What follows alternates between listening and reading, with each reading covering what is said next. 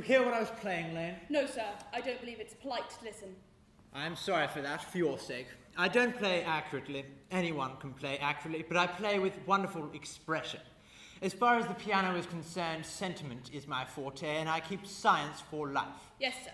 Talking of the science of life, have you got those cucumber sandwiches cut for Lady Bracknell? Yes, sir.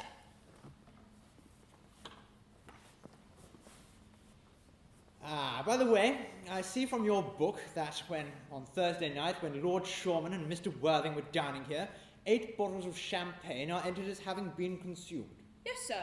8 bottles and a pint. Why is it that at a bachelor's establishment, the servants invariably drink the champagne? I ask merely for information.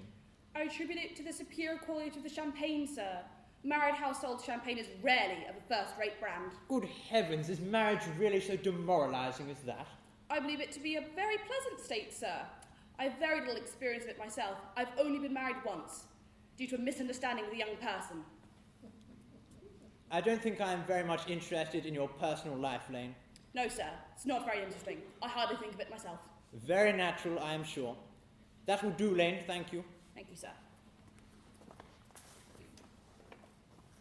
Lane's views on marriage seem somewhat lax. Really, if the lower orders don't set us a good example, what good are they? They seem as a class to have absolutely no sense of moral responsibility. Mr. Ernest Worthing. How are you, my dear Ernest? What brings you up to town? Pleasure. Pleasure, what else should bring one anywhere? Eating as usual, I see, Algy. I believe it is customary in polite society to take some slight refreshment around 5 o'clock. Where have you been since last Thursday? In the country. Oh, what on earth do you do there? When one is in town, one amuses oneself. When one is in the country, one amuses other people. It's excessively boring. And who are the people you amuse? They're neighbours. Got nice neighbours in your part of Shropshire? Perfectly horrid. I would never speak to one of them. How immensely you must amuse them. By the way, Shropshire is your county, is it not? Shropshire? Yes, of course. Hello, why all these cups? Why cucumber sandwiches? Why such reckless extravagance in one so young? Who's coming to tea? Merely Aunt Augusta and Gwendolen. How perfectly delightful. Yes, but I'm afraid Aunt Augusta won't quite approve of your being here. May I ask why? My dear fellow, the way that you flirt with Gwendolen is perfectly disgraceful. It is almost as disgraceful as the way that Gwendolen flirts with you. I'm in love with Gwendolen. I've come to town expressly to propose to her. I thought you said you came up for pleasure. I call that business.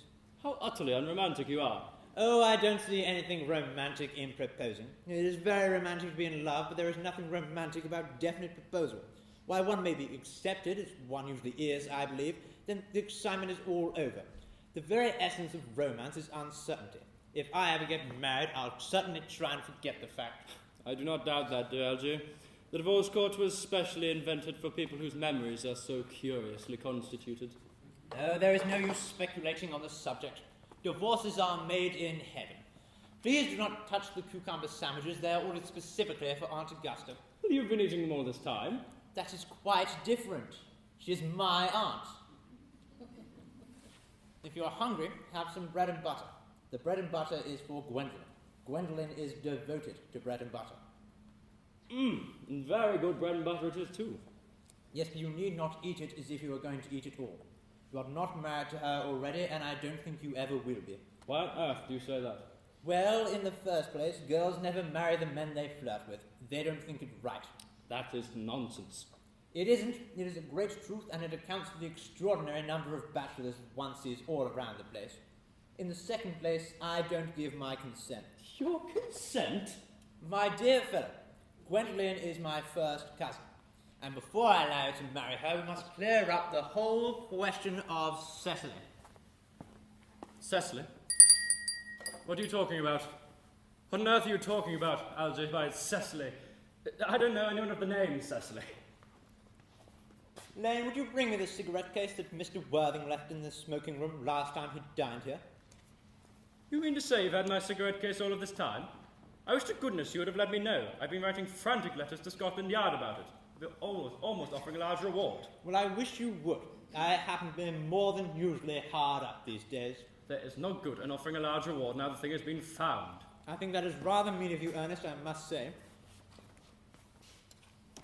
Now that I look inside, I find the thing is not yours at all. Of course it's mine. You've seen it 100 times. And you have no right to be reading what's written on the inside. It's a very ungentlemanly thing to do, reading a private cigarette case. Oh, it's absurd to have a hard and fast rule about what one should read and what one shouldn't read. Half of modern culture depends on what one shouldn't read. I'm quite aware of the fact, and I don't propose that we discuss modern culture. It's not the sort of thing one should talk of in private. I simply want my cigarette case back. Yes, but this isn't your cigarette case, is it? This cigarette case belongs to someone of the name of Cecily, and you said you didn't know anyone of that name. Well, Cecily happens to be my aunt. Your aunt? Yes, a charming old lady. Lives at Tunbridge Wells. Just give it back to me, Algy. Yes, but why does she call herself Little Cecily if she is your aunt and lives at Tunbridge Wells? From Little Cecily with her fondest love. My dear fellow, what is there in that? Some aunts are tall, some aunts are not tall. That is surely a matter the aunt may be able to decide for herself. You seem to think that every aunt should be exactly like her aunt. That is absurd. Now, for heaven's sake, give me my cigarette case back. Yes, but why does your aunt call you her uncle? There is no objection, I'd admit, to an aunt being a small aunt, but why an aunt, no matter what her size may be, would call her own nephew her uncle, I can't quite make out. From Little Cecily with her dear love to her uncle Jack. Besides, your name isn't Jack at all, it's Ernest. It isn't Ernest, it's Jack. You've always told me your name was Ernest. You've always answered to the name of Ernest. I have always introduced you to other people as Ernest. You even look as if your name was Ernest. In fact, you are the most earnest-looking person I have ever seen in my life. It is perfectly absurd you're saying that your name isn't Ernest. It's even on your cards. Here is one of them. Mr. Ernest Worthing, B4, the Albany. I shall keep this as proof that your name is Ernest if you ever try and deny it to me, to Gwendolen, or to anyone else ever again. Well, my name is Ernest in town and Jack in the country, and the cigarette case was given to me in the country. Yes, but this does not explain your small Aunt Cecily, who lives in Tunbridge Wells, and calls you her uncle. Come, old boy, you best have the thing out at once. My dear friend, you talk exactly as if you were a dentist. It is very vulgar to talk like a dentist when one isn't a dentist. It creates a false impression. Well, that is exactly what dentists always do. Now go on, tell me the whole thing, and I must confess that I have always thought you to be a confirmed and secret Bunburyist, and I am quite sure of it now. A Bunburyist? What on earth is a Bunburyist? I'll reveal to you the meaning of that incomparable expression as soon as you explain to me why you are Ernest in town and Jack in the country. Well, produce my cigarette case first.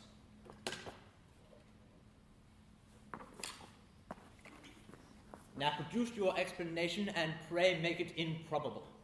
My dear fellow, there is nothing improbable about my explanation at all. In fact, it is perfectly ordinary. Old Mr. Thomas Cardew, who adopted me when I was a little boy, made me in his will guardian to his granddaughter, Miss Cecily Cardew. Cecily, who addresses me as her uncle under motives of respect that you could not possibly appreciate, lives in my place in the country under the charge of her admiral governess, Miss Prism. Where is this place in the country, by the way? That is nothing to you. You are not going to be invited. I may tell you candidly the place is not in Shropshire. Oh, I suspected that, my dear fellow. I have Bunburyed all over Shropshire on multiple separate occasions. Now go on, tell me why you are Ernest in town and Jack in the country. My dear fellow, I don't know whether you will be able to understand my real motives. You're hardly serious enough. When one is placed under the position of guardian, one is to take a very high moral tone. It is one's duty to do so. And while a high moral tone can hardly be said to conduce one's health or one's happiness, to get up the town when I like, I have always pretended to have a younger brother of the name of Ernest, who lives in the Albany and gets in the most dreadful scrapes. That is the whole truth, pure and simple. The truth is rarely pure and never simple. Modern life would be very tedious if it were either, and modern literature a complete impossibility. Well, that wouldn't at all be a bad thing.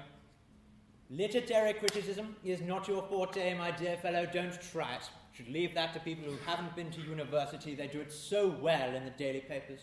What you really are is a Bunburyist. I have always suspected you of being a Bunburyist, and I'm quite sure that you are one of the most advanced Bunburyists I know. What on earth do you mean? You have invented a younger brother so that you may be able to escape into London whenever you choose. I have invented an invaluable permanent invalid by the name of Bunbury, so that I may be able to go into the country whenever I like. Bunbury is perfectly invaluable. If it wasn't for Bunbury's extraordinarily bad health, for instance, I wouldn't be able to dine with you tonight at Willis's, for I've really been engaged to Aunt Augusta for more than a week. I haven't invited you out to dinner anywhere tonight. I know, you are perfectly careless about handing out dinner invitations. Nothing annoys people more than not receiving invitations. You had much better dine with your Aunt Augusta. I have no intention of doing anything of the kind. In the first place, I dined there on Monday, and once a week is more than enough to be dining with one's own relations. In the second place, whenever I do go there, I'm always sent as a member of the family, with either no women or two. In the third place, I know exactly who she will place me next to. Tonight she will place me next to Mary Farquhar, who always flirts with her own husband across the dinner table. That is not very pleasant. Indeed, it is not even decent, and that sort of thing is enormously on the increase. It looks so bad. It is simply washing one's own clean linen in public.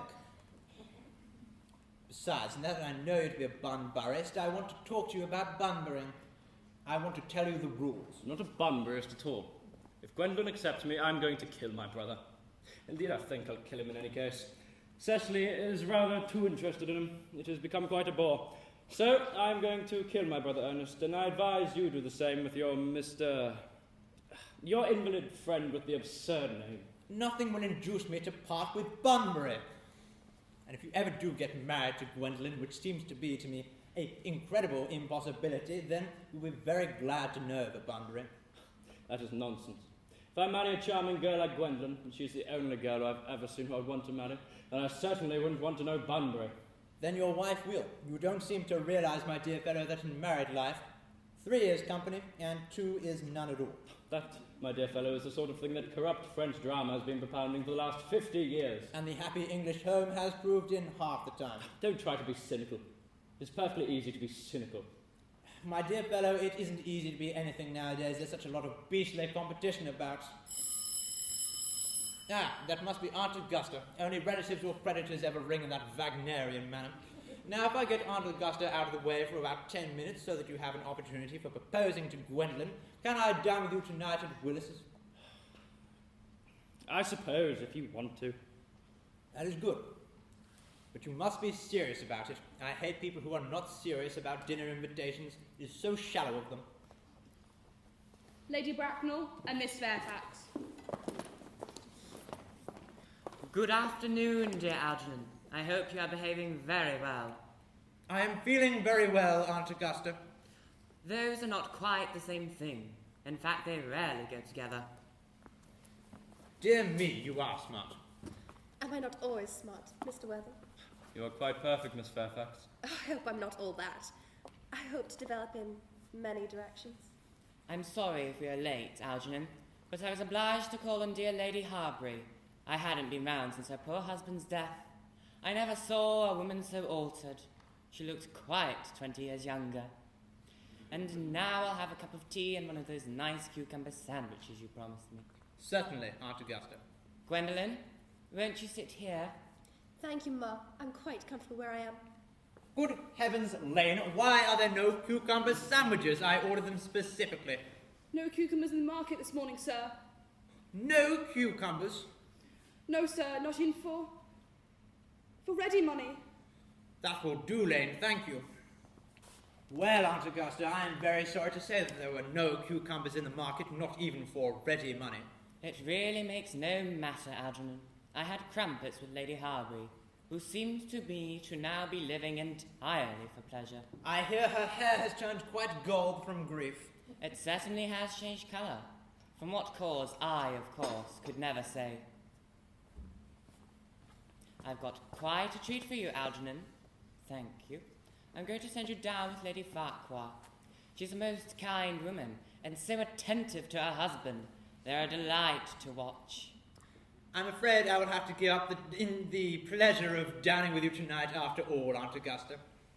I should hope not. It would put my table entirely out of order. Your uncle would have to dine upstairs. Fortunately, he is accustomed to that. It is a terrible shame, of course, and of course a horrible bore, but I have been called up for the country. I received a telegram from Bunbury saying he's once again very unwell. He seems to think that I should be with him. This Mr. Bunbury seems to have curiously bad health. Yes, poor Bunbury is a dreadful invalid. Well, I must say, Algernon, that I think it is high time this Mr. Bunbury decided whether he was going to live or to die. This shilly-shallying with the question is absurd, nor do I, in any way, approve of the modern sympathy with invalids. I consider it morbid. Health is the primary duty of life. I am always telling that to your poor uncle, but he never seems to take much notice as far as any improvement to his ailment goes. I would be most obliged if you would ask Mr. Bunbury, from me, if he would be kind enough not to have a relapse on Saturday, for I rely on you to arrange my music for me. It is my last reception, and one wants something which will inspire conversation, particularly at the end of the season, when everyone has said everything they had to say, which was probably not much. Well, I shall talk to Bunbury if he is still conscious. I think I can promise you he'll have made a recovery by Saturday. As for the music, that is, of course, great difficulty, because if one plays good music, people don't listen, and if one plays bad music, people don't talk. But I can run through the programme with you in the next room if you'd care to join me for a few minutes. It is very thoughtful of you, Algernon. I'm sure that the programme will be delightful after a few expurgations. French songs I cannot possibly allow. They're all so vulgar. People either laugh, which is awful, or they talk, which is worse. But German sounds a thoroughly respectable language, and indeed I believe is so. Gwendolen, you will accompany me. Certainly, Mamma.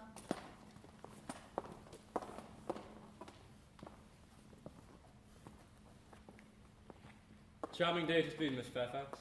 Pray don't talk to me about the weather. When anyone talks to me about the weather, I always feel they have something else they wish to discuss. That makes me so nervous. I do mean something else. I thought so. In fact, I'm never wrong. I would like to be allowed to take advantage of Lady Bracknell's temporary absence. Oh, I feel you should, as Mamma has a terrible habit of coming back into rooms, which I've often had to speak to her about. Miss Fairfax, ever since I met you, I admired you more than any girl I've ever met since I met you. Oh, I'm well aware of this. In fact, in public, I wish you'd been more demonstrative. We live, and I hope you know, an age of ideals. It is consistently mentioned in the more expensive monthly magazines. And the ideas even reach the provincial pulpits, I am told. However, it has always been my ideal to love someone of the name of Ernest. There is something in that name that inspires absolute confidence. When Algy told me he had a friend called Ernest, I knew I was destined to love you.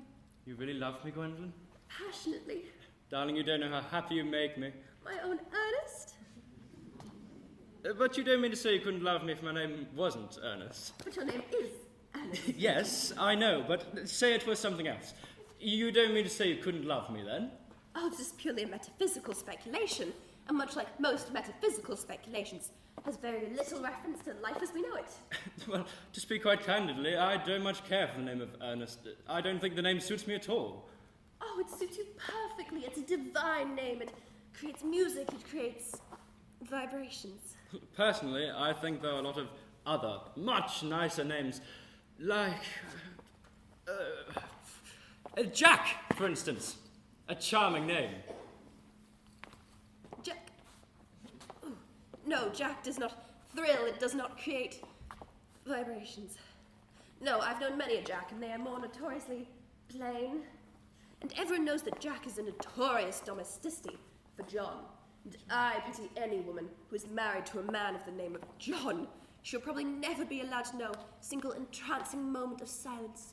No, the only truly safe name is Ernest. Gwendolen, I must get christened at once. I mean, we must get married at once. There's no time to be lost. Married? Mr. Worthing! Well, surely. You know that I love you, and you've led me to believe, Miss Fairfax, that you're not totally indifferent to me. Oh, I adore you. But there's been no word on marriage. The subject hasn't even been touched upon. Well, may I propose to you now? I think it's a favourable opportunity.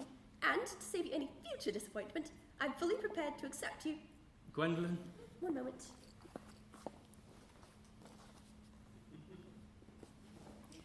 Yes, Ernest? What have you got to say to me? You know what I've got to say to you. Yes, but you have to say it. Gwendolen, will you marry me? Of course, darling. How long in proposing. My own one, I've never loved anyone in the world but you. Yes, but you see, many men often practice. My girlfriends tell me that my brother Gerald does it all the time. Oh, Ernest, you have such blue eyes. They're quite blue. I hope you'll always look at me just like that, especially when others are present.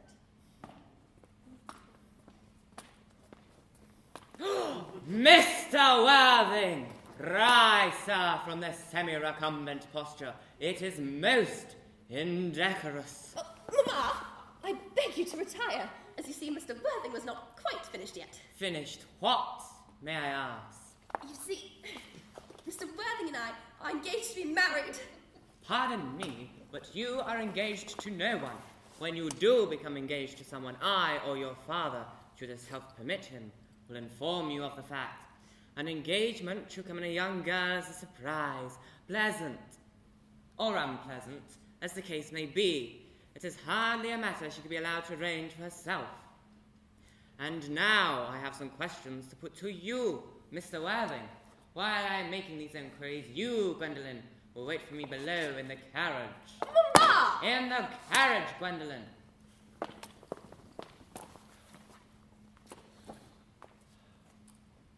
Gwendolen, the carriage!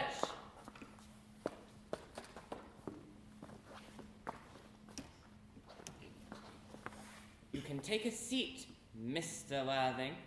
Thank you, Lady Bracknell, but I prefer standing. I feel bound to tell you that you are not down on my list of eligible young men, though I have the same list as the dear Duchess of Belton has. In fact, we work together.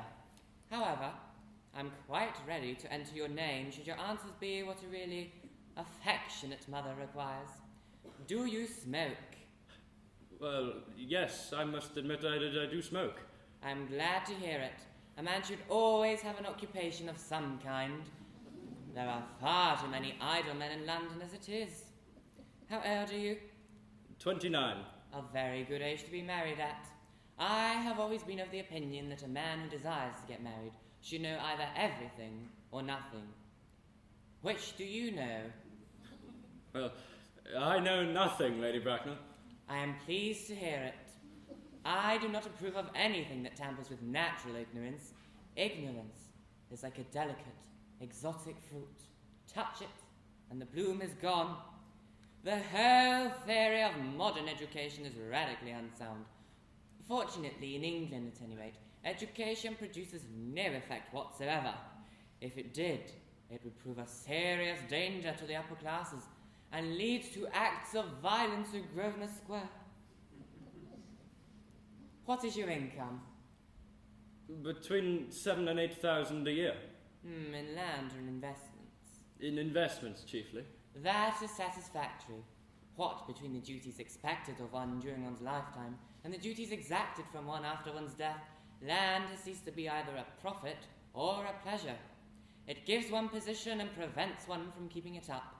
That's all that can be said about land. Well, I have a country house, with some land, of course, attached to it, about 1,500 acres. But I don't use that for my real income. In fact, as far as I can make out, the poachers are the only people who make anything from it. A country house. How many bedrooms? Well, that point can be cleared up after. You do have a town in house. A house in town, I should hope. A girl with a simple, unspoiled nature like Gwendolen could hardly be expected to reside in the country. I have a townhouse, but it is let by the year to Lady Bloxham. Of course, I can get it back whenever I like, at 6 months' notice. Lady Bloxham? I don't know her. She goes about very little. She is a lady considerably advanced in years. Ah. Nowadays, that is no guarantee of respectability of character. Where is this house? So 149 Belgrave Square. Ah, the unfashionable side. I thought there was something, but that can soon be altered. Do you mean the fashion or the side? Both, if necessary, I presume. What are your politics? Well, really, I have none. I'm a liberal unionist. Oh, they count as Tories. They dine with us, or come in the evening at any rate. Now to minor matters. Are your parents living? No, I've lost both of my parents. To lose one parent, Mr. Worthing, may be regarded as misfortune. To lose both seems like carelessness. Who was your father? He was evidently a man of some wealth. Was he born in what the radical papers call the purple of commerce, or did he rise from the ranks of the aristocracy? Well, see, I say I lost my parents, but it would be closer to the truth to say that it seems my parents have lost me. I don't know who I am by birth. I was found. Found? Yes, the late Mr. Thomas Cardew, a man of a kind and charitable position, he adopted me and gave me the name of Worthing because he had a first-class ticket to Worthing in his pocket at the time. Worthing is a seaside resort in Sussex. And where did the charitable gentleman with the first-class ticket to this seaside resort find you? In a handbag. A handbag! Yes, Lady Bracknell, it was in a handbag. A somewhat large brown leather handbag with the handles to it. And in what locality did this Mr. James or Thomas Cardew find this ordinary handbag? In the cloakroom at Victoria Station. The cloakroom at Victoria Station! Yes, the Brighton line. The line is immaterial. Mr. Worthing, I must confess I feel somewhat bewildered by what you have just told me. To be born, or at any rate bred, in a handbag, whether it had handles or not, seems to me to display a contempt for the ordinary decencies of family life that reminds one of the worst excesses of the French Revolution. And I presume you know what that unfortunate movement led to. As for the locality in which the handbag was found, a cloakroom in a railway station might serve to conceal a social indiscretion. Has probably indeed been used for that very purpose, but it could hardly be regarded as an assured basis for recognized position in good society. Well, may I ask what you advise me to do? I need hardly say I would do anything in the world to ensure Gwendolyn's happiness. I would strongly advise you, Mr. Worthing, to acquire some relations as soon as possible, and to make a definite effort to produce at least one parent of either sex before the season is quite over. I really don't see how I could possibly do that. I can provide the handbag at any time to the cloakroom back at home. I really think that should satisfy you, Lady Bracknell. Me, sir? What has it to do with me? You can hardly imagine that I and Lord Bracknell would allow our only daughter, a girl brought up with the utmost care, to marry into a cloakroom and to form an alliance with a parson. Good day, Mr. Worthing. Good day. For goodness sake, Auntie, don't play that ghastly tune. How idiotic you are. Did it go off all right, old boy? You don't mean to say that Gwendolen rejected you, do you? I know it's an awful nature she has. I think it is most unkind of her. Gwendolen is as right as a trivet. As far as she is concerned, we are engaged. Her mother is perfectly unbearable. I have never met such a gorgon. I really don't know what a gorgon is like, but I am quite sure she is one. She is a monster without being a myth, which is totally unfair. I'm sorry, Algy, I suppose I shouldn't be talking about your aunt in this way before you. Oh no, my dear boy, I love hearing my relations abused. It's the only thing that helps me put up with them. Relations are simply a tedious pack of people who haven't got the remotest knowledge of how to live or the remotest instinct about when to die. That is nonsense. It isn't. Well, I'm not going to argue about the matter. Well, You always want to argue about things. That is what things were originally made for. Upon my word, if I thought that, I would shoot myself. You don't think there's a chance of Gwendolen becoming like her mother in about 150 years, do you? All women become like their mothers. That is their tragedy. No men do. That is theirs. Is that clever? It is perfectly phrased, just like every modern observation should be. I'm sick to death of cleverness. You can't go anywhere without meeting clever people. It's become a complete public nuisance. I wish to goodness we'd left some fools. We have. Well, I should be extremely excited to meet them. What do they talk about? Oh, the fools? The clever people, of course. What fools? By the way, did you tell Gwendolen about your being Ernest in town and Jack in the country? The truth isn't the sort of thing one tells a sweet, refined girl. What extraordinary ideas you have about the way to behave to a woman. The only way to behave to a woman is to make love to her if she is pretty, and to someone else if she is plain. That is nonsense. What about your brother? What about the profligate Ernest? By the end of the week, I shall have got rid of him. I'll say he died in Paris of apoplexy. Lots of people die of apoplexy quite suddenly, don't they? Yes, but it's the sort of thing that runs in families. It's hereditary, my dear fellow. You'd much better say he had a severe chill. You are quite sure that a severe chill is not hereditary? Oh, of course it isn't. Very well then. My poor brother Ernest, cut off by a severe chill. Let's get rid of him. But I thought you said that Cecily was a little too attached to your brother. Won't she feel his loss in a great deal? I'm quite glad to say that Cecily is not too interested. She's got a capital appetite, goes on long walks and doesn't pay any attention at all to her lessons.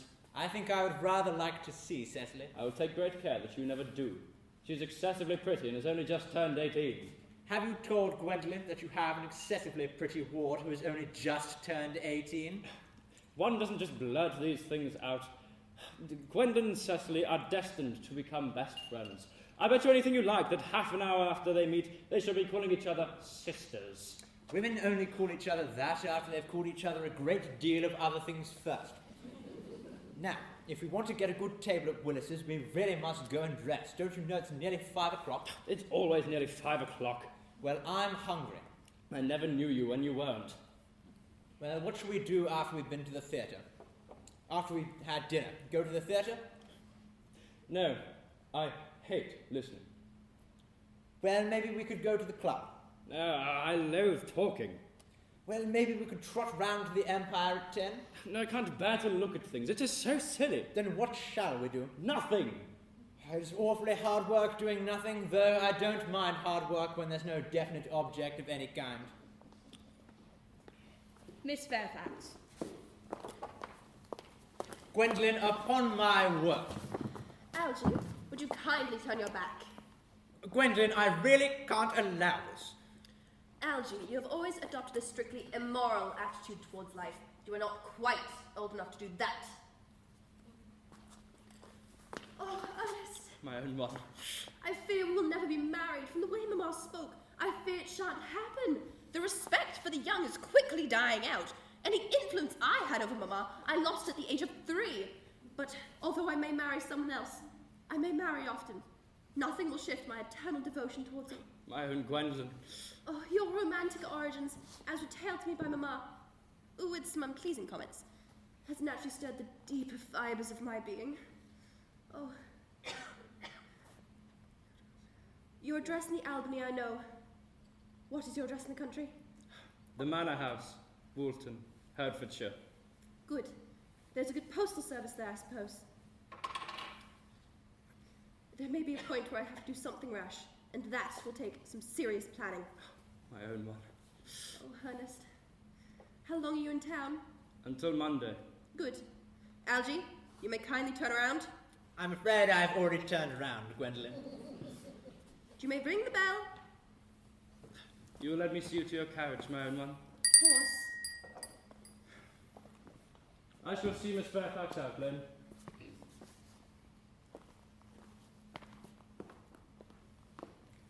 Would you fetch me a glass of sherry, Lane?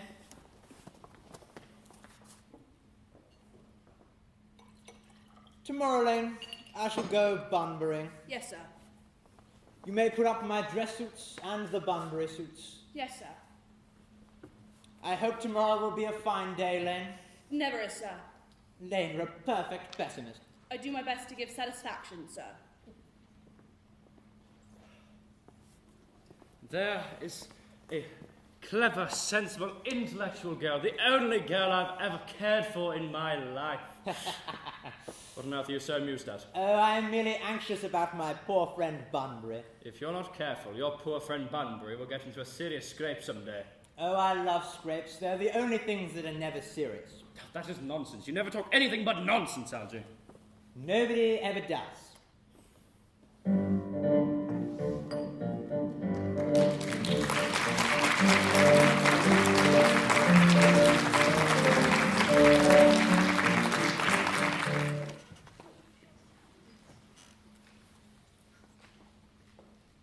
Cecily, Surely such utilitarian occupation as the watering of the flowers is rather Milton's duty than yours, especially when intellectual pleasures await you. Your German grammar is on the table. Pray open it at page 15. We will repeat yesterday's lesson. I don't like German. It isn't at all a becoming language. I know perfectly well that I look quite plain after my German lessons. You know how anxious your guardian is that you should improve yourself in every way. He laid particular stress on your German as he was leaving for town yesterday. Indeed, he always lays stress on your German when he is leaving for town. Uncle Jack is so very serious. Sometimes I think he cannot be quite well. Your guardian enjoys the best of health. His gravity of demeanour is to be commended in one so comparatively young as he is. I know Leonie has a higher sense of duty and responsibility. Perhaps that is why he so often looks a little bit bored when the three of us are together. Cecily, I am surprised at you. Your guardian has many troubles in his life. You must remember Mr. Worthing's constant anxiety about that unfortunate young man, his brother. I wish he would allow that unfortunate young man, his brother, to come down here sometime. We might have a good influence on him. I think that you certainly would, Miss Prism. You know, things like German and geology and things of that sort have a particular influence on a man. I do not think even I could produce any effect on a man who, according to his own brother, is irretrievably weak and vacillating. I am not sure I should desire to reclaim him. I am not fond of this modern mania for turning bad people into good people at a moment's notice. As a man sows, so let him reap. You must put away your diary, Cecily. I really don't see why you should have a diary at all. I keep a diary to enter all the wonderful secrets of my life. If I didn't write them down, I would surely forget all about them. Memory, dear Cecily, is the diary we all carry about with us. Yes, but it usually chronicles things that have never happened and could never possibly happen. I believe memory is responsible for all 3-volume novel that Moody sent us. Do not speak slightingly of the 3-volume novel, Cecily. I wrote one myself in earlier days. Did you really, Miss Prism? Oh, how wonderfully clever you are. I hope it did not end happily. I don't like stories that end happily. They depress me so. The good ended happily and the bad unhappily. That is what fiction means. I suppose, though I don't think it fair. Was your novel ever published? Alas, no. The manuscript was abandoned. I use the word in the sense of lost or mislaid. To your work, child. These speculations are profitless. Oh, but I see dear Dr. Chasuble coming up through the garden. Dr. Chasuble, how delightful. And how are we this morning, Miss Prism? You are, I trust, well? Oh, Miss Prism was just complaining of a slight headache. I think a turn with you in the park would do her some good, Dr. Chasuble. I've mentioned nothing at all about a headache, Cecily. Yes, I know that, Miss Prism, but I felt instinctively that you had one. Indeed, it was about that I was thinking, and not my German grammar when the rector came in. I do hope, Cecily, you're not inattentive. Oh, I'm afraid I am. That is strange. Were I fortunate enough to be Miss Prism's pupil, I would hang upon her lips. I spoke metaphorically. My metaphor was drawn from these. Mr. Worthing has not returned from town yet? We do not expect him till Monday afternoon. Ah, yes. He usually likes to spend his Sunday in London. He's not one of those whose sole aim is enjoyment, unlike that unfortunate young man his brother seems to be. But I must not disturb Egeria and her pupil any longer. Egeria? My name is Letitia, Doctor. A classical allusion, merely, drawn from the pagan authors. I shall see you both, no doubt, at evensong. I think, Doctor, I will have a stroll with you. I find I have a headache after all, and a walk might do it good. With pleasure, Miss Prism, with pleasure. We might go as far as the schools and back. That would be delightful. Cecily, you will read your political economy in my absence. The chapter on the fall of the rupee, you may omit it, is somewhat too sensational. Even these metallic matters have their melodramatic side. Horrid political economy. Horrid geography. Horrid German.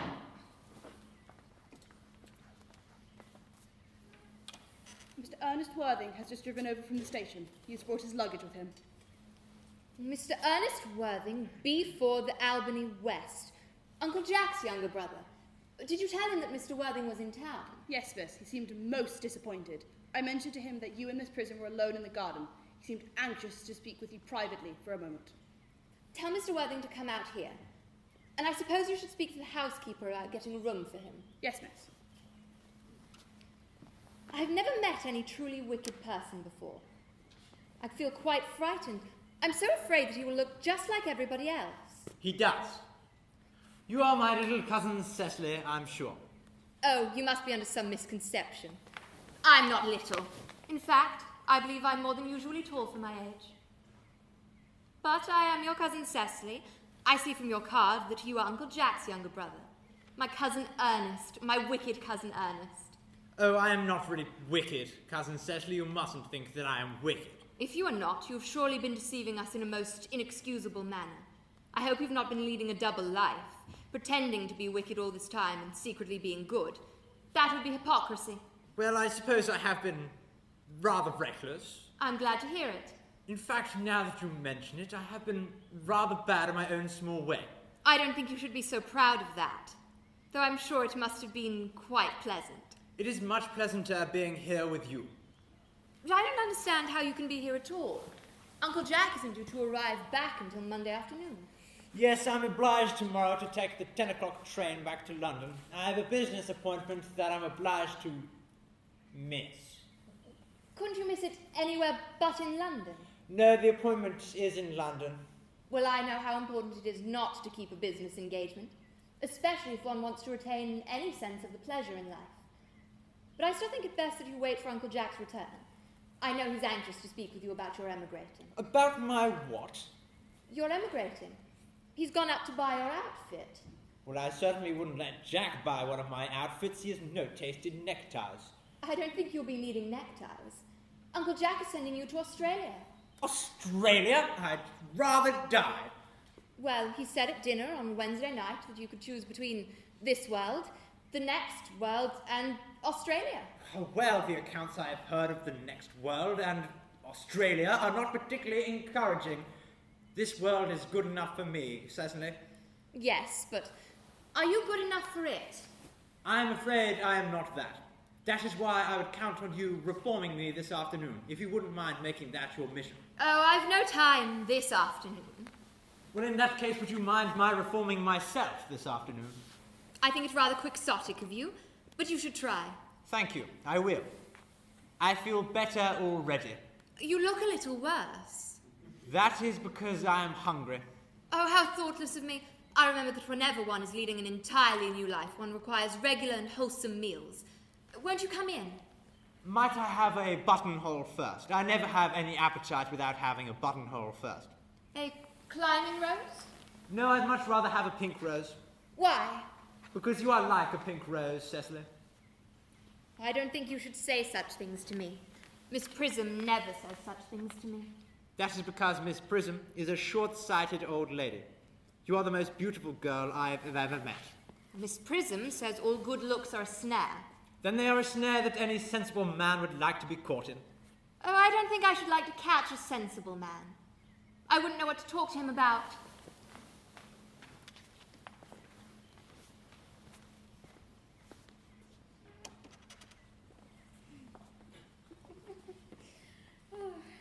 You are much too alone, Dr. Chasuble. You should get married. A misanthrope I can understand. A womanthrope, never. Believe me, I do not deserve so neogelistic a phrase. The precept and the practice of the primitive church was distinctly against matrimony. That is obviously why the primitive church has not lasted till the present day. And you do not seem to realize, Dr. Chasuble, that by persistently remaining single, a man converts himself into a permanent public temptation. Men should be more careful. This very celibacy leads weaker vessels astray. But is a man not equally attractive when married? No married man is ever attractive except to his wife. And often I've been told, not even to her. That depends on the intellectual sympathies of the woman. Maturity can be depended on. Ripeness can be trusted. Young women are green. I spoke horticulturally. My metaphor was drawn from fruits. But where is Cecily? Perhaps she followed us to the schools. Mr. Worthing! We did not look for you till Monday afternoon. I've returned sooner than expected. Dr. Choreswell, I hope you're well. Dear Mr. Worthing, I trust this grab of woe does not betoken some terrible calamity. My brother. More shameful debts and extravagance. Still leading his life of pleasure. Dead. Your brother Ernest, dead. Quite dead. What a lesson for him. I trust he will profit by it. Mr. Worthing, you have always the consolation of knowing you are the most generous and forgiving of brothers. Poor Ernest. He had many faults, but this is truly a sad blow. Very sad indeed. Were you with him in the end? No, he died abroad in Paris. In Paris? Was the cause of death mentioned? A severe chill, it would appear. As a man sows, so shall he reap. Charity, dear Miss Prism, charity. None of us are perfect. I myself am strangely susceptible to drafts. Will the interment take place here?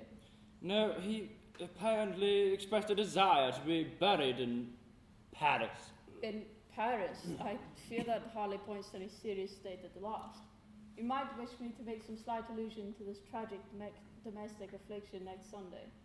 My sermon on the manna in the wilderness can be adapted to almost any occasion, joyful, or as in the present case, distressing. I have preached at christenings, celebrations, confirmations, harvest celebrations, and festival days. The last time I delivered it was at the cathedral as part of a charity sermon on the prevention of discontent among the upper orders. The bishop who was present was much struck by some of the analogies I drew. You mentioned christenings, Dr. Choreswell. I assume you know how to christen, all right? Of course you do. You're always christening, aren't you? It is, I regret to say, one of the rector's most constant duties in this parish. But I've often spoken to the lower classes on the subject, but they don't seem to know what thrift is.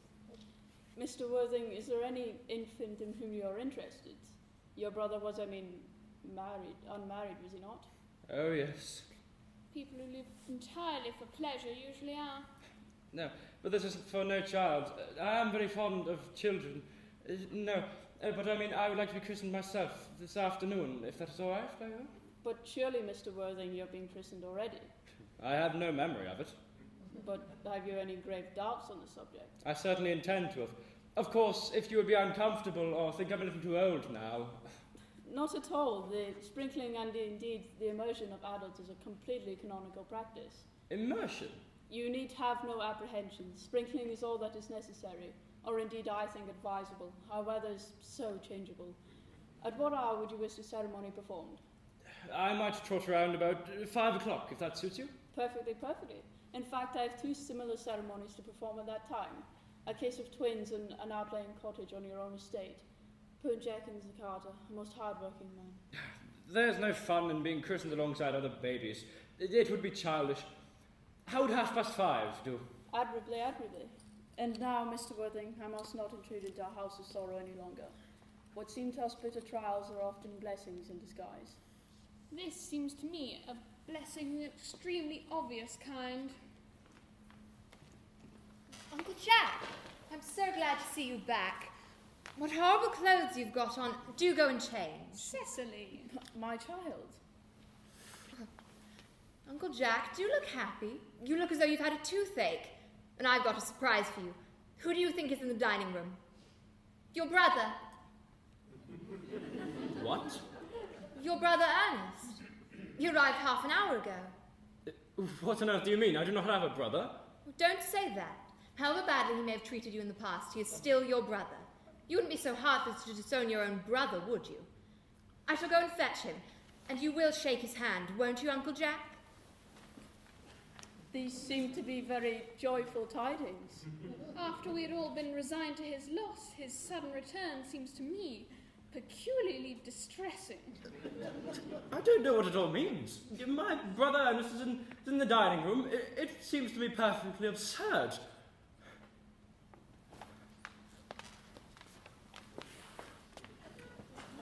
Good heavens! Brother John, I have come up from town to tell you that I am very sorry for any trouble I have caused you, and that I wish to live a better life in the future. Uncle Jack, you're not going to refuse your own brother's hand. Nothing will induce me to take his hand. I think his coming up here is perfectly disgraceful. He knows fine well why. Uncle Jack, do be nice. There's some good in everyone. Ernest was just telling me about his invalid friend, Mr. Bunbury. He goes out to see him so often, and there must be kindness in one who goes to sit by a bed of pain so often. He's been speaking to you about Bunbury, has he? Oh, yes. Ernest has told me all about his poor friend, Mr. Bunbury, and his terrible state of health. Well, I won't have him talk to you about Bunbury or anything else of the matter. It's enough to drive one perfectly frantic. Although I admit the faults were all on my part, I must admit Brother John's coldness to me is peculiarly painful, especially as this is my first time visiting him here in the country. Uncle Jack, if you don't shake Ernest's hand, I shall never forgive you. Never forgive me? Never, never, never! Fine. This shall be the last time I shall ever do it. Isn't it great to see so perfect a reconciliation? I think we might leave the two brothers together. Cecily, you will come with us. Certainly, Miss Prism. My little act of reconciliation's quite over. You've done a good deed today, dear child. We must not be premature in our judgment. I feel quite happy. How do you, young scoundrel? What on earth are you doing here? I don't allow any Bunburying here. I put Mr. Ernest Worthing's things in the room next to yours. I suppose that is all right? What? Mr. Ernest's things. I've unpacked his luggage in the room next to yours. His luggage? Yes. 2 suitcases, 3 hat boxes, and a rather large luncheon basket. I can't stay more than a week, I'm afraid. This time. Merriman, order the dog cart at once. Mr. Ernest has been called back to town. Yes, sir. What a fearful liar you are, Jack. I haven't been called back to town at all. Yes, you have. I haven't heard anyone call me. Your duty as a gentleman calls you. My duty as a gentleman hasn't interfered with my pleasures to the remotest degree. I can quite understand that. Well, Cecily is a darling, isn't she? You are not to speak of Miss Cardew like that. I do not like it. Well, I don't like your clothes. You look perfectly ridiculous in them. It is very childish to be in deep mourning for someone who is actually staying in your house as a guest for the week. You're not staying in my house as a guest for a week or anything else of the kind. You've got to leave by the 4:05 train. Well, I certainly won't leave you so long as you are in mourning. It would be most unfriendly. You should stay with me if I was in mourning, I should hope. It would be most unkind if you didn't. But if I go change my clothes, will you leave? Only if you don't take so long. I've never seen anyone take so long to dress with such little result. Well, it's better than always being overdressed as you are. If ever I am slightly overdressed, I always make up for it by being immensely overeducated. Your vanity is ridiculous, your conduct an outrage, and your presence in my garden absolutely absurd. However, you've got to leave, and I hope you have a pleasant journey back to the country. This Bunburying has not been very successful for you, has it? Oh, it has been a great success, for I am in love with Cecily, and that is everything. However, I must see her before I go and make arrangements for another Bunbury. Ah, there she is now. Oh, I merely came back to water the roses. I thought you were with Uncle Jack. He has ordered the dog cart for me. Oh, is he going to take you on a nice drive? He is planning to send me away. Then we've got to part. It is a most painful parting. It is always painful to part with people whom one has known for such a brief space of time. The absence of old friends one can endure with equanimity, but even a momentary separation from anyone to whom one has just been introduced is almost unbearable. Thank you. The dog cart is waiting, sir. It can wait, Merriman, for 5 minutes? Yes, miss. Cecily, I hope you don't mind my stating, frankly and deeply, that I think you are the visible personification of perfection. I think your frankness does you great credit, Ernest. If you'll allow me, I should like to enter your remarks into my diary. Do you really keep a diary? I'd give anything to have a look at it. May I? Oh, no. A diary is merely a young girl's record of her own thoughts and impressions, and consequently for publication. When it appears in volume form, I hope you shall order a copy. But pray, Ernest, Don't stop. I delight in taking down from dictation. I have reached absolute perfection. You may continue. I'm quite ready for more. Ahem. Pray, don't cough. Whenever one dictates, one should speak fluently and never cough. Besides, I wouldn't know how to spell a cough. Cecily, ever since I first looked upon your incomparable beauty, I have dared to love you passionately, devotedly, hopelessly. I don't think you should tell me that you love me passionately, devotedly, hopelessly. Hopelessly doesn't seem to make much sense, does it? Cecily, The dog cart is waiting, sir. tell it to come round next week at the same time. Yes, sir. Uncle Jack would be very much annoyed if he knew you were staying on until next week at the same time. I don't care about Jack. I don't care about anyone but you. I love you, Cecily. You will marry me, won't you? Oh, you silly boy. Of course. We've already been engaged for the last 3 months. For the last 3 months. Oh, yes. It will be exactly 3 months on Thursday. But when did we get engaged? Well, ever since Uncle Jack confided in us that he had a younger brother named Ernest who was very wicked and bad, you, of course, have formed the chief topic of conversation between myself and Miss Prism. And, of course, one who is much talked about is always very attractive. One feels there must be something in him, after all. I dare say it was foolish of me, Ernest, but I fell in love with you. But when was our engagement ever settled? On the 14th of February last, worn out by your entire ignorance of my existence, I decided to settle the matter, one way or another. And after much deliberation, I accepted you. By these dear roses. The next day, I went out and I bought a ring in your name and a pendant with a true lover's knot I promised you I would wear always. Did I buy you this? It's very pretty, is it not? Oh, you've wonderfully exquisite taste, Ernest. It is the excuse I've always given for your leading such a bad life. And this is the box where I keep all of your dear letters. My letters.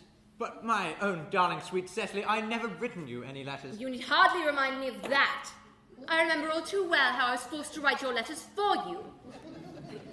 I wrote thrice weekly, sometimes oftener.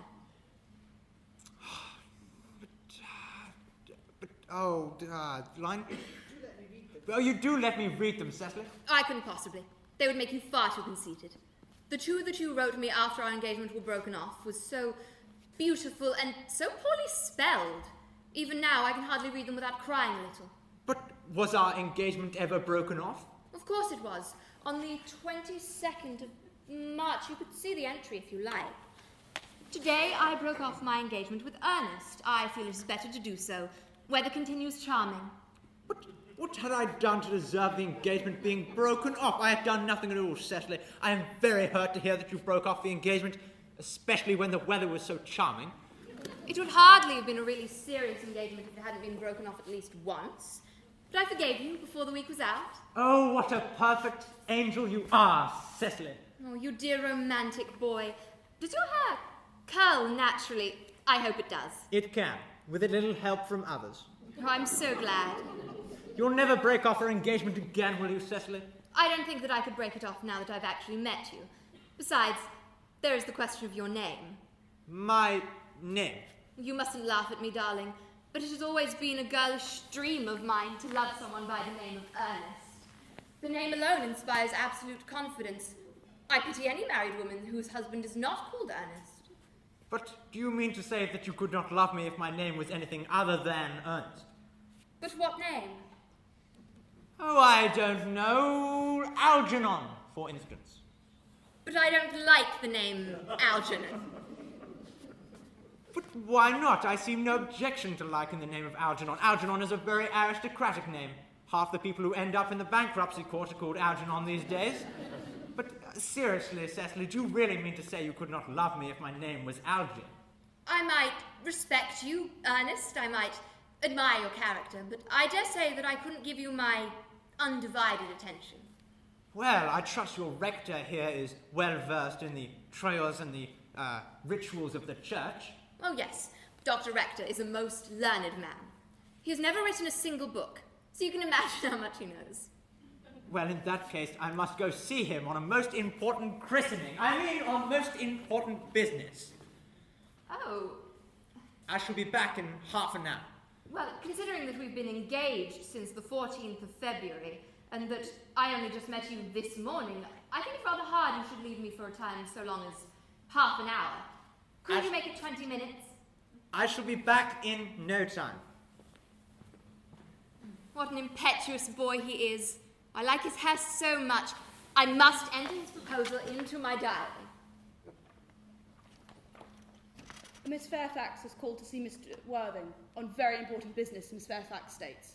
Isn't Mr. Worthing in his library? Mr. Worthing went in the direction of the rectory some time ago. Pray, ask the lady to come out here. And you can bring tea. Oh. Miss Fairfax.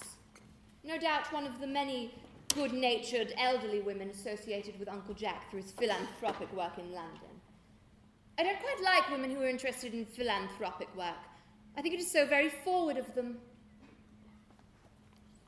Miss Fairfax. Pray, let me introduce myself to you. My name is Cecily Cardew. Oh, Cecily Cardew. What a very sweet name. I feel we're going to be great friends. I like you ever so much since I've met you. How nice of you to like me so much after we have known each other such a comparatively short length of time. But pray, sit down.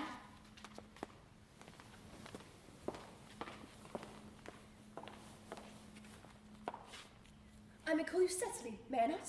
With pleasure. And you will always call me Gwendolen. If you wish. And it's quite settled then, is it not? I hope so.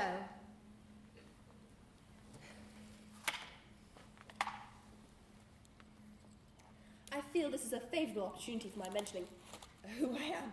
My father is Lord Bracknell. You've not heard of Papa, I suppose? I don't think so. Oh, outside the family circle, I'm glad to say Papa is entirely unknown. And I feel that's quite how it should be. The home seems to be the proper sphere for the man. And once he begins to neglect his domestic duties, he becomes painfully effeminate. And I don't like that. It makes men so very attractive. Mamma, Cecily, Mamma, whose views on education are remarkably strict, has brought me up to be extremely short-sighted. Do you mind my looking at you through my glasses? Oh, not at all, Gwendolen. I'm very fond of being looked at.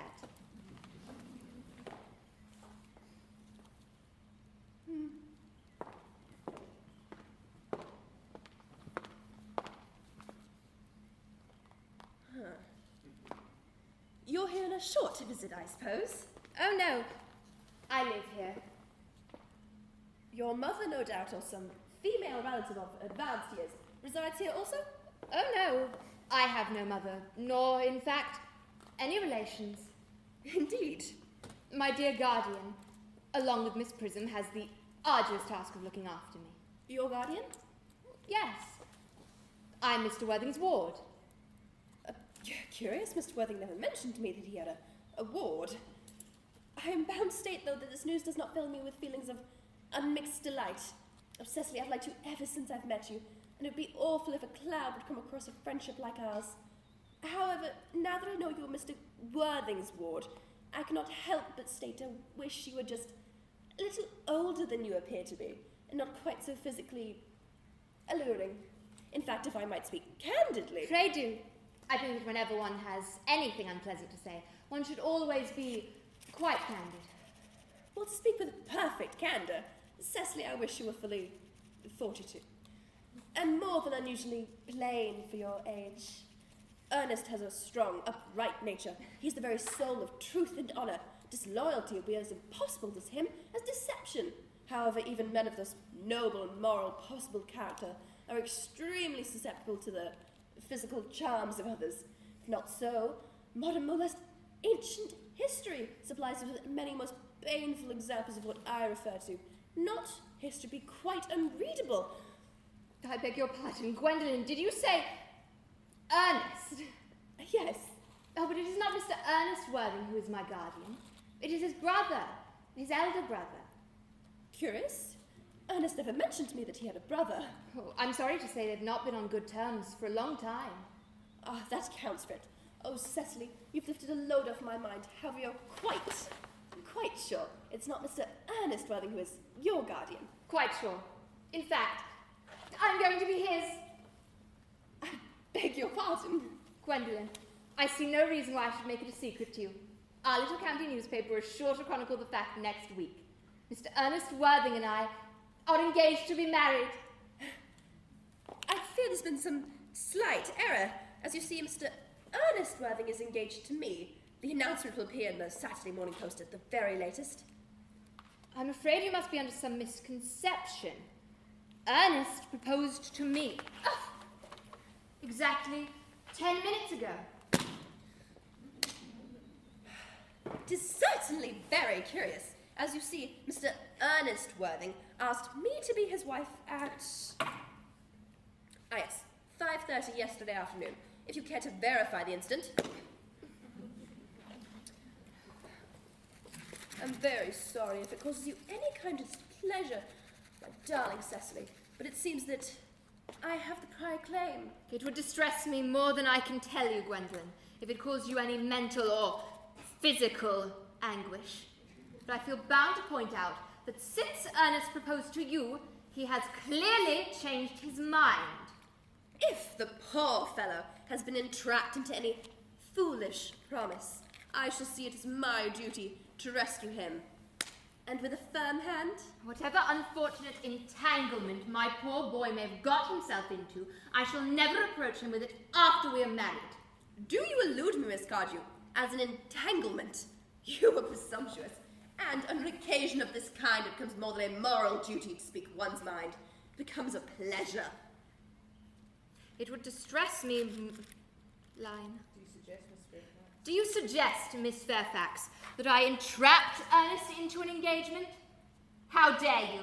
This is no time for wearing the shallow mask of manners. When I see a spade, I call it a spade. Well, I'm glad to say that I've never seen a spade. It seems that our social spheres have been wildly different. Shall I lay the tea here as usual, miss? Yes, Merriman, as usual. Any interesting walks in the vicinity, Miss Cardew? Oh yes, a great many. From the top of one of those hills quite close, one can see 5 counties. 5 counties? I don't think I should like that. I hate crowds. Yes, I suppose that is why you live in town. Quite a well-kept garden you have here, Miss Cardew. So glad you like it, Miss Fairfax. I had no idea there were any flowers left in the country. Oh, flowers are as common here as people are in London. I cannot seem to understand how anyone manages to survive in the country. It always bores me to death. This is what the newspapers call agricultural depression, is it not? I believe the aristocracy are suffering from it very much at present. It is almost an epidemic amongst them. May I offer you tea? Thank you, detestable girl. Tea. Sugar? No, sugar's not fashionable anymore.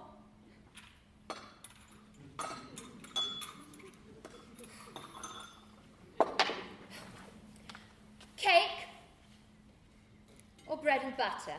Cake is rarely seen at the best of households nowadays.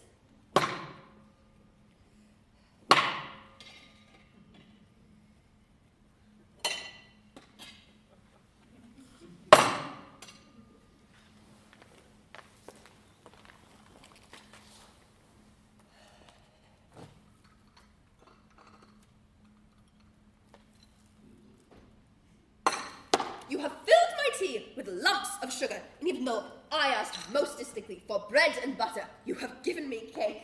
I am known for the gentleness of my disposition and the very sweetness of my nature. However, I warn you, Miss Cardew, you may go too far. To save my poor, innocent, trusting boy from the machinations of any other girl, there are no lengths to which I would not go. From the moment I saw you, I distrusted you. I felt you were false and deceitful, and my first impressions of people are invariably right. It seems to me, Miss Fairfax, I am trespassing on your valuable time. I'm sure you have many calls of similar nature to make in the neighborhood. Oh, Ernest, my own Ernest! My own Gwendolen. A moment. Now, Ernest, are you engaged to be married to this young lady? The dear young Cecily? Of course not. What could have put such an idea into your pretty little head? You may. I knew there must be some error. Miss Fairfax, the gentleman whose arm is at present round your waist is my dear guardian, Mr. John Worthing. I beg your pardon. This is Uncle Jack. Jack! Oh! Here is Ernest. Ah, my own love. A moment, Ernest. May I ask you, are you engaged to be married to this young lady here? Good heavens, Gwendolen. Yes, to good heavens, Gwendolen. I mean to Gwendolen. Of course not. What could have put such a silly idea in your pretty little head? Thank you. You may. It seems that there has been some slight error. As you see, the gentleman who is currently holding your hand is my cousin, Mr. Algernon Moncrief. Algernon Moncrief? Oh, is your name really Algernon?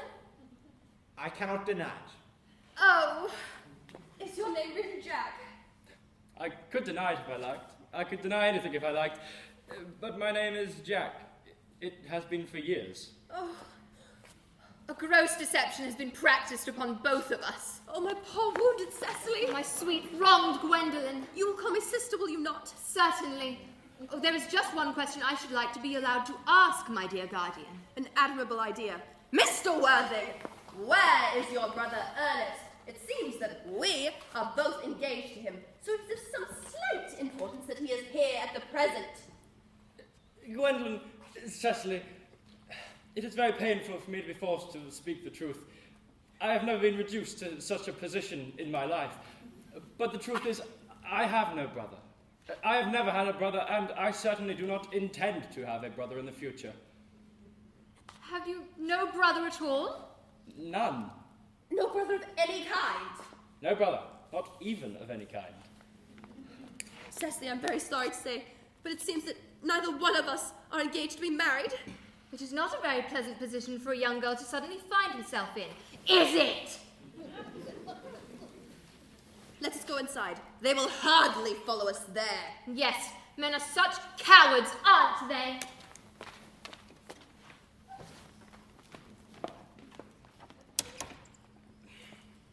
So this ghastly state of things is what you call bunburying, I suppose? Why, yes, I would. And a perfectly wonderful Bunbury it is. In fact, it is the most wonderful Bunbury I have ever had in my life. Well, I don't allow any bunburying here. That is absurd. One has a right to Bunbury anywhere one chooses. Every serious Bunburyist knows that. Serious bunburyist? Good heavens! Well, one must be serious about something. What on earth you are serious about, I haven't got the remotest idea. About everything, I should suppose. You have such an absolutely trivial nature. The one small satisfaction I have in this whole wretched business is that your friend Bunbury is quite exploded.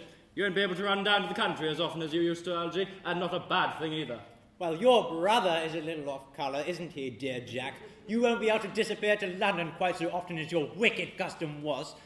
And not a bad thing either. As for your conduct towards Miss Cardew, I must say you taking in a sweet, innocent girl like that is perfectly inexcusable, to say nothing of the fact that she is my ward. Well, I can see no possible defence for your deceiving a brilliant, clever, thoroughly experienced young lady such as Miss Fairfax, to say nothing of the fact that she is my cousin. I wanted to be engaged to Gwendolen. I love her. Well, I simply wanted to be engaged to Cecily. I adore her. There's certainly no chance of you being married to Miss Cardew. Well, I don't see much possibility, Jack, of you and Miss Fairfax ever being united. That is no business of yours. If it was my business, I wouldn't talk about it. It is very vulgar to talk about one's own business. Only people like stockbrokers do that, and then only at dinner parties. How can you calmly sit there, eating muffins, while we are in this horrible trouble? I can't quite make it out. You seem to be perfectly heartless. Well, I can't eat muffins in an agitated manner. The butter would probably get on my cuffs. I say it perfectly heartless you're eating muffins at all, considering the circumstances. When I am in great trouble, eating is the only thing that consoles me. Indeed, those who know me intimately will tell you I refuse everything except food and drink when I am in really serious scrapes. At the present moment, I am eating muffins because I am unhappy. Besides, I am particularly fond of muffins. There's no use in you... eating it in such a greedy way? Why don't you have some tea cake instead? I don't like tea cake. Algy, I wish that you would just go. You can't possibly ask me to go without having some dinner first. It's absurd. No one ever goes anywhere without having some dinner, except from vegetarians and people like that. Besides, I'm going to be christened at 6 o'clock by Dr. Chasuble under the name of Ernest. My dear fellow, the sooner you give up this nonsense, the better. I've already made arrangements with Dr. Chasuble to be christened at 5:30, and I will naturally take the name of Ernest. Gwendolen would wish it. We can't both be christened Ernest. It would be absurd. Besides, there's no evidence that I've ever been christened before. That is the difference. You have been christened. Yes, but I have not been christened in years. Yes, but you have been christened. That is the important thing. Quite so. So I know my constitution can stand it. I think if you're not quite sure about your ever having been christened, I think it is rather dangerous venturing on it now. It might make you very unwell. I hope you've not forgotten that someone very close to you was very nearly carried off by a severe chill in Paris.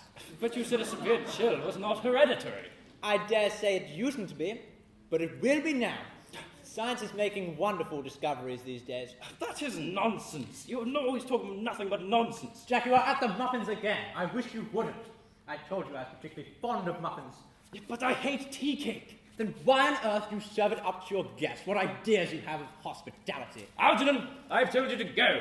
Why, goodness, won't you just go? Because I haven't finished my tea yet. Besides, there are still muffins left.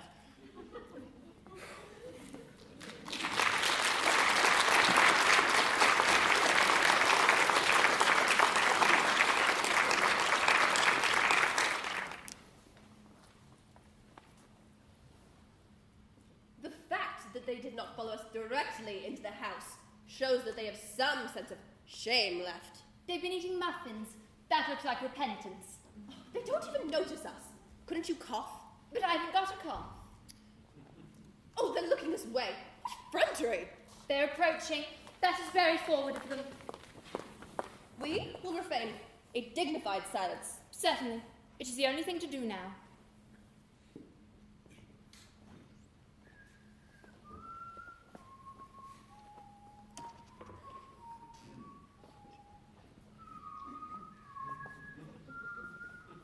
Dignified silence seems to be having an unpleasant effect. A most distasteful one. But we will not be the first to speak. Certainly Mr. Worthing! I have just one question I would like to pose to you. An admirable idea, Gwendolen. Mr. Moncrief, why did you pretend to be my guardian's brother? In order that I may have the opportunity of meeting you. That seems a satisfactory answer. Yes, if you can believe him. I don't, but it doesn't alter the wonderful beauty of his answer. Your style of sincerity is a thing nowadays. Mr. Worthing, why did you pretend to have a brother? Was it just because you wanted to come and see me at any chance you could? Can you doubt it, Miss Fairfax? I have grave doubts upon the subject, and I am willing to crush them. This is no time for German skepticism. Their answers seem quite satisfactory, especially Mr. Worthing's. That seems to have the truth upon it. I am more than satisfied with what Mr. Moncrief has said. His voice alone inspires absolute credulity. You think we should forgive them? Yes. I mean, no. You're right. There's a principle at stake, one that cannot be forgiven. But who will tell them? The task is not a pleasant one. Couldn't we both speak at the same time? Oh, an admirable idea. I often speak at the same time as others. Would you count us in? Certainly. Your Christian names are still an insuperable barrier. That is all. Our Christian names? But we are going to be christened this afternoon. For me, you're willing to do this awful thing. I am. To please me, you're willing to go through this horrific ordeal? I am. It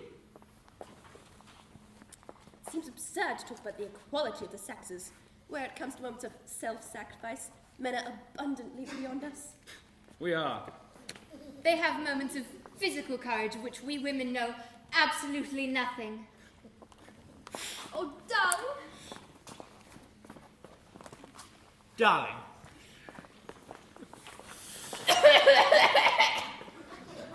Lady Bracknell. Good heavens! Gwendolen, what does this mean? Only, Mamma, that Mr. Worthing and I are engaged to be married. Come here. Sit down. Sit down immediately. Hesitation of any kind is a sign of mental decay in the young, of physical weakness in the old. Apprised, sir, of my daughter's sudden flight by her trusty maid, whose confidence I purchased by means of a small coin. I followed her at once by a luggage train. Her unhappy father is, I am glad to say, under the impression that she's attending a more than usually lengthy lecture by the University Extension Scheme on the impact of a permanent income on thought. I do not propose to undeceive him. Indeed, I never undeceive him on any question. I would consider it wrong. But you will clearly understand that all communication between yourself and my daughter must cease immediately from this moment. On this point, as indeed on all points, I am firm. I am engaged to Gwendolen, Lady Bracknell. You are nothing of the kind, sir. And now, as regards Algernon. Algernon! Yes, Aunt Augusta. May I ask if it is in this house that your invalid friend, Mr. Bunbury, resides? Bunbury? Oh, no. Bunbury is somewhere else at present. In fact, Bunbury is dead. Dead? When did he die? His death must have been very sudden. Oh, I killed Bunbury this afternoon. I mean, Bunbury died this afternoon. What did he die of? Bunbury? He was quite exploded. Exploded? Was he the victim of a revolutionary outrage? I was not aware Mr. Bunbury was interested in social legislation. If so, he is well punished for his morbidity. Well, no, I mean Bunbury was found out. The doctors found out that Bunbury could not live, so Bunbury died. Well, he seems to have had great confidence in the opinion of his physicians. I am glad, however, that he acted under proper medical guidance and made up his mind at the last to some definite course of action. And now that we have finally got rid of this Mr. Bunbury, may I ask Mr. Worthing, who is that young person whose hand my nephew Algernon is now holding in what seems to me a most peculiar and unnecessary manner? That young lady is Miss Cecily Cardew. She is my ward. Cecily and I are to be engaged, Aunt Augusta. I beg your pardon? Mr. Moncrief and I are engaged to be married. I do not know if there is anything peculiarly exciting in the air of this particular part of Hertfordshire, but the number of engagements that go on seems to me considerably above the proper average that statistics have laid out for our guidance. I think some preliminary inquiry would not be out of place. Mr. Worthing, is Miss Cardew at all related with any of the larger railway stations of London? I merely ask for information. Until yesterday, I was not aware that there were any families or persons whose origin was a terminus. Miss Cardew is the granddaughter of the late Mr. Thomas Cardew, with 3 addresses, including 149 Belgrave Square, Spohn, Fifeshire, among others. Well, many addresses always inspire confidence, and so it is not unsatisfactory. Even in tradesmen they do. However, what proof have I of their authenticity? I have preserved the court guides of the period. They are open for your inspection, Lady Bracknell. I have known strange errors in that publication. Well, Miss Cardew's family solicitors are Markby, and Markby. Markby, and Markby, a firm of the very highest position in their profession. Indeed, I am told that one of the Mr. Markbys can occasionally be seen at dinner parties. So far, I am satisfied. That is very generous of you, Lady Bracknell. I also have in my possession records of Miss Cardew's birth, baptism, whooping cough, registration, vaccination, confirmation, and the measles, both the English and the German variety. Ah, a life crowded with incident, I see. Though perhaps somewhat too much for a young girl, I myself am not in favour of premature experience. Come, dear, the time approaches for our departure. We've not a moment to lose. I suppose I had better ask Mr. Worthing, as a matter of form, if Miss Cardew has any little fortune. Oh, nothing too much. Only about £130,000 in the funds. Oh, very good to see you, Lady Bracknell. Oh, goodbye. A moment, Mr. Worthing. £130,000, and in the funds. Miss Cardew seems to me a most attractive young lady, now that I look at her. Few girls of the present day have any really solid qualities, the qualities that last and improve with time. We live, I regret to say, in an age of surfaces. Come, dear child. Pretty child, but your dress is sadly simple, and your hair is almost as nature would have left it. But we can soon alter all that. A thoroughly experienced French maid produces a really marvellous result in such a brief space of time.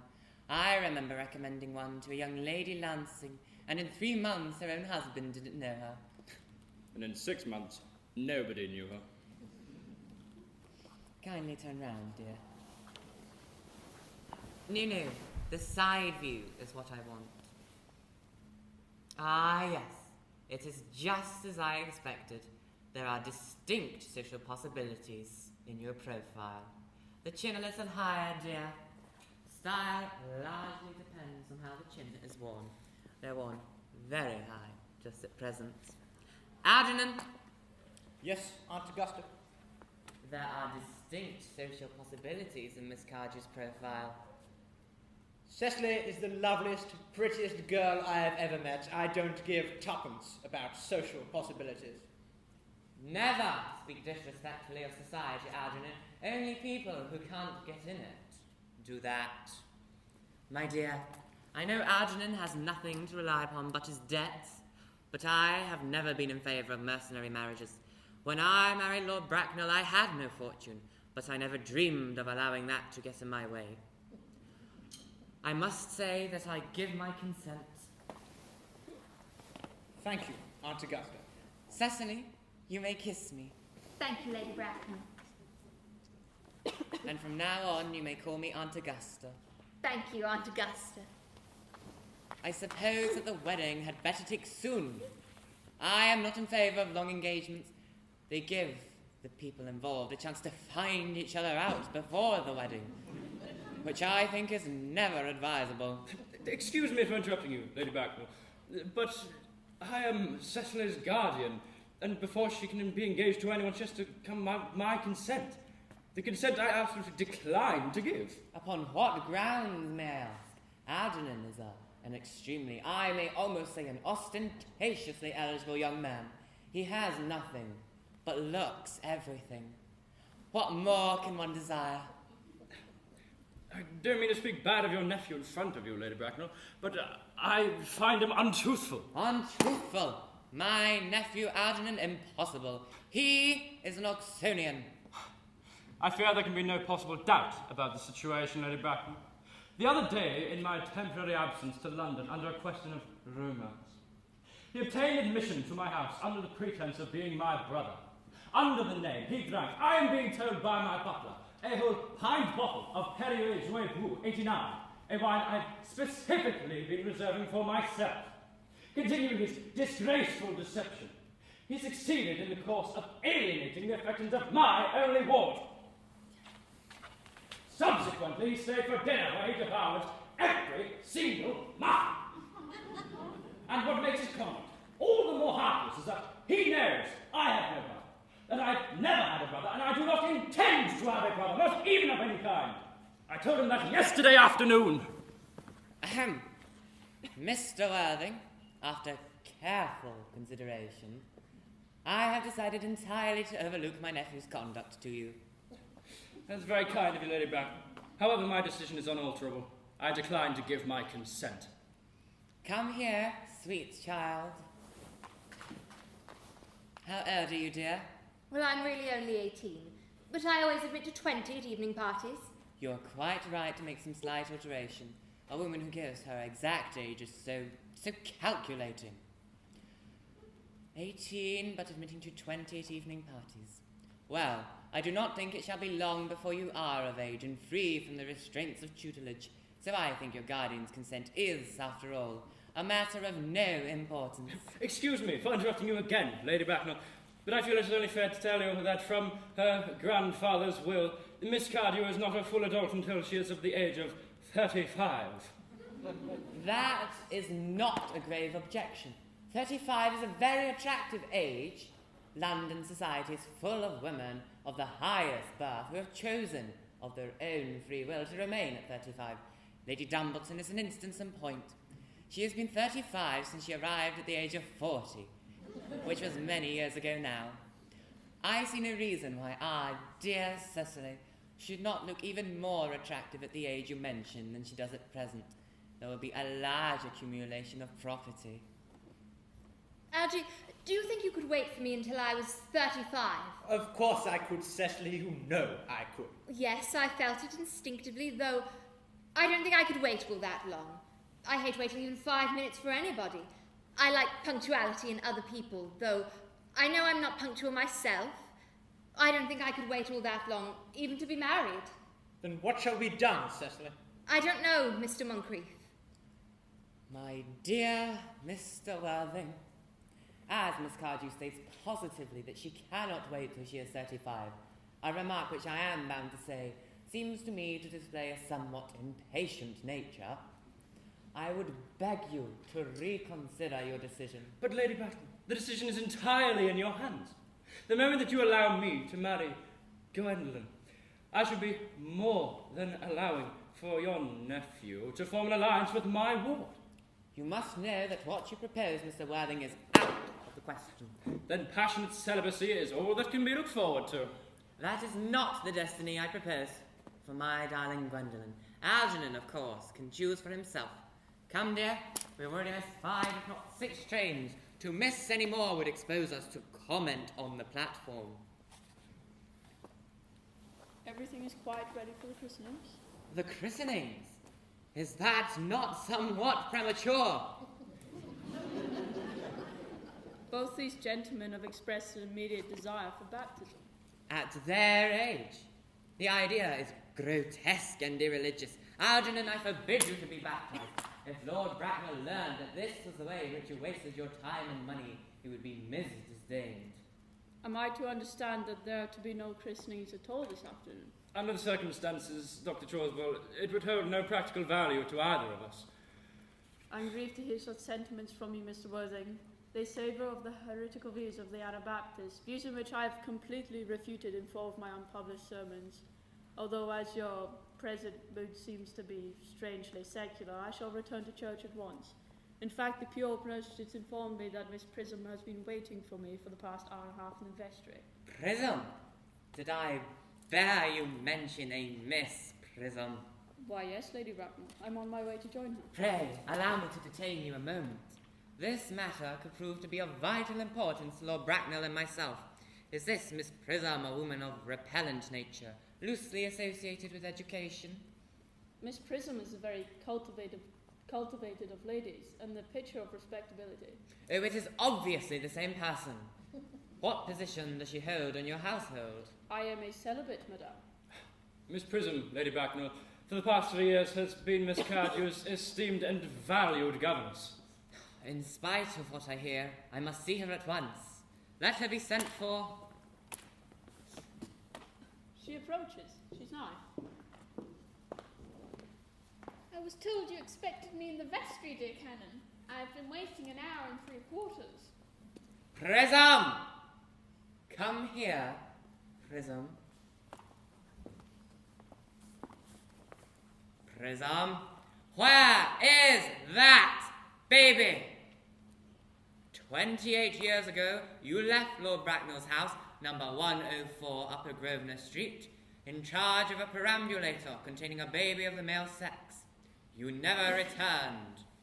3 weeks later, through the elaborate investigations of the Metropolitan Police, the perambulator was found in Bayswater at midnight. There was no baby. Instead, deposited was a more than usually revoltingly sentimental 3-volume novel. Prism, where is that baby? I admit with shame, Lady Bracknell, that I do not know. I only wish I did. The plain facts of the case are these. On the morning of the day you mention, a day that is forever branded in my memory, I prepared to take the baby out in its perambulator as usual. I had also with me a somewhat old but capacious handbag in which I had intended to place the manuscript of a work of fiction I had written in my few unoccupied hours. In a moment of mental abstraction for which I can never forgive myself, I placed the manuscript in the bassinet and the baby in the handbag. But where did you deposit the handbag? Do not ask me, Mr. Worthing. Miss Prism, this is a matter of no small importance. I insist on knowing where you deposited the handbag that contained the infant. The cloakroom of one of the larger railway stations in London. What railway station? Victoria, the Brighton line. I must retire to my room at once. Gwendolyn, you will wait for me. I will always wait for you, as long as you don't take too long. What do you think this means, Lady Bracknell? I dare not even suspect, Dr. Chasuble. I need hardly say that in houses of high position, coincidences are not supposed to occur. Uncle Jack seems strangely agitated. Your guardian has a very emotional nature. This noise is extremely unpleasant. It sounds almost as if it were an argument. I detest arguments. They are always vulgar and often convincing. It has stopped now. I wish he would arrive at some conclusion. The suspense is awful. I hope it doesn't end.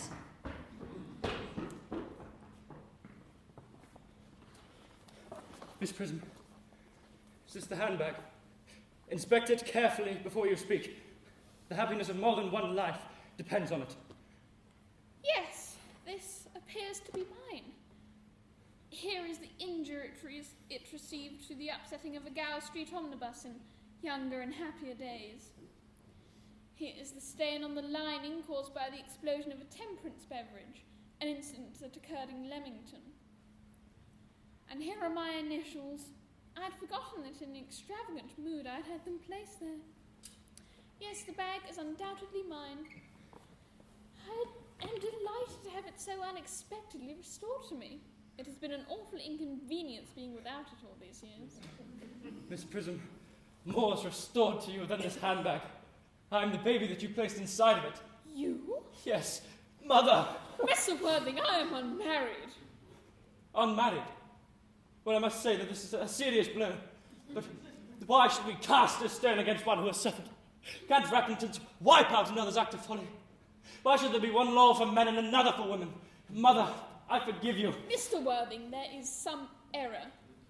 There is the woman who can tell you who you really are. Lady Bracknell, if you will excuse my inquisitive tone, will you try to tell me who I am? I'm afraid the news I have to give you will not altogether please you.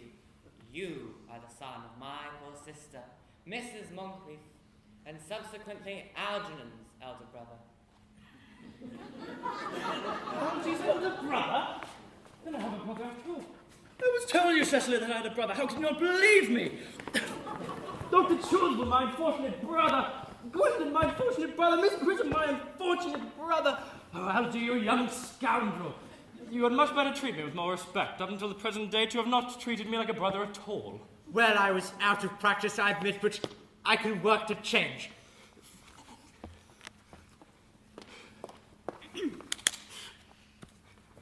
My own one? But what are you?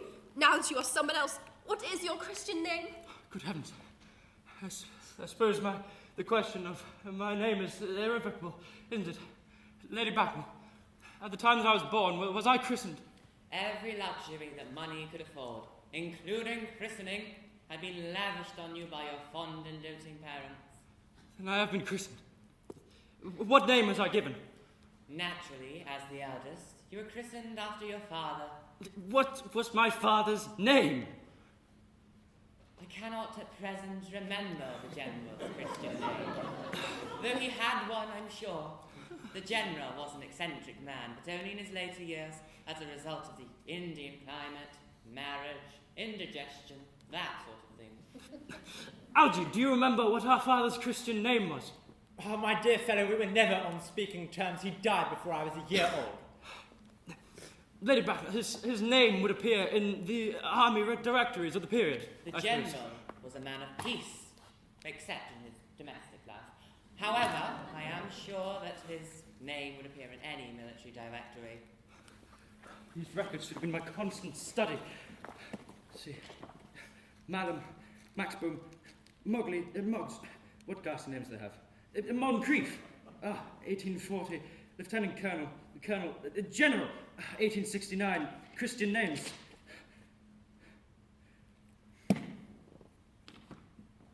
Ernest, John. I always told you my name was Ernest, didn't I? Well, it is Ernest. I mean, it naturally is Ernest. Ah, yes. I remember now that the General's name was Ernest. I always knew I had a particular reason for disliking the name. Oh, I knew you had no other name but Ernest. Gwendolyn, it is terrible for a man to find out that his whole life he's been speaking nothing but the truth. Can you forgive me? I can, as I'm sure you'll change. Gwendolyn, my own. Petition. Frederick at last. Cecily.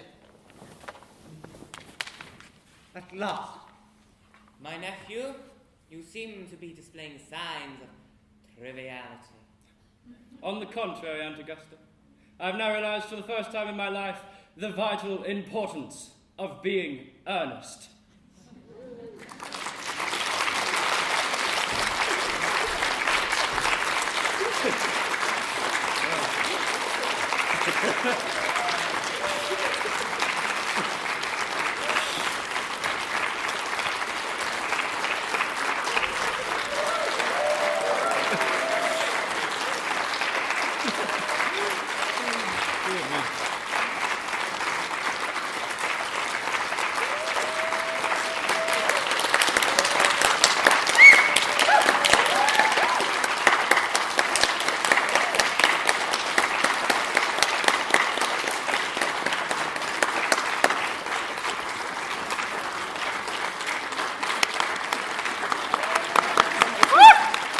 Ah!